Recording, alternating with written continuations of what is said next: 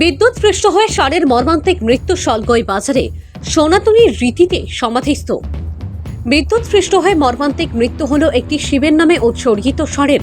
চাঞ্চল্যকর এই ঘটনাটি ঘটেছে আসামের লোয়ারপোয়া এপিডিসিএল অন্তর্গত সলগই বাজারে।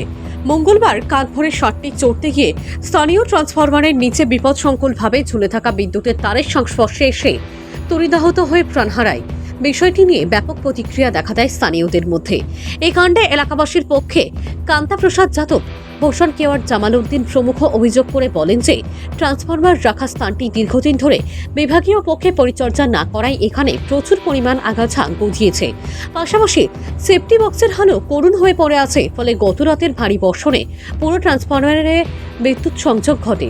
এতে সকালে চড়তে এসে বিদ্যুতের ছোবলে প্রাণ হারায় অবলা প্রাণীটি।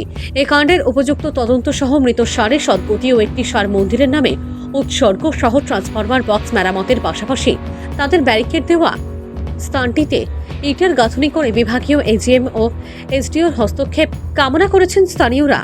পরে এই কাণ্ডে বিভাগীয় কর্মীরা স্থানীয়দের দাবি মেনে মৃত ষাঁড়টিকে স্থানীয়দের সহযোগিতায় সনাতনের রীতিনীতিতে পুজো পাঠের পর জেসিবিতে করে লাগোয়া চা বাগানে সমাধিস্থ করা হয়। এ মর্মে আগামী 11 দিন পর স্থানীয় রামজানকী মন্দিরে একটি কীর্তনের আয়োজন করেছেন স্থানীয়রা। ভানুচন্দ্রের রিপোর্ট, আসাম প্রাইম নেটওয়ার্ক।